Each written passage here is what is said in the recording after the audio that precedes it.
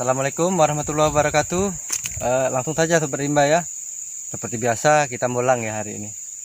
Dan kita bolang masih ya di sekitar lokasi kita ya. Tepatnya di Palembang ya. Kita menemukan salah satu burung yang unik ya. Ini agak kurang juga burung ini di sini ya. Disebut punai tanah di sini. Dia di sini punai tapi warnanya berbeda ya.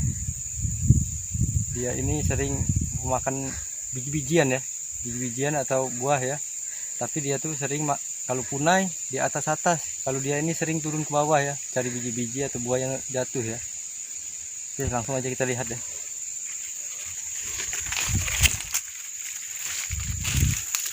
Kita tidak menyangka menemukannya rendah ya, tapi sayanya berpikir agak tinggi.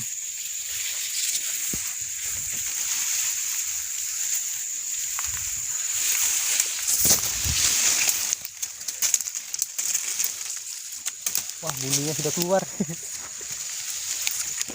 Satu telurnya tidak menetas ya. Seperti lagi no. Oh ya. Telurnya tidak menetas nih satu. Satunya kita coba lihat dulu ya. Biar agak terang. Ini kalau saya lihat-lihat di Google, mandar limukan katanya. Tuh lihat bulunya agak kecoklatan. Sedangkan kalau punai-punai biasa dia kehijauan ya. Ini kuat di coklat. Dan ukurannya sama seperti terkuku. Tuh, tapi warnanya benar-benar gelap ya.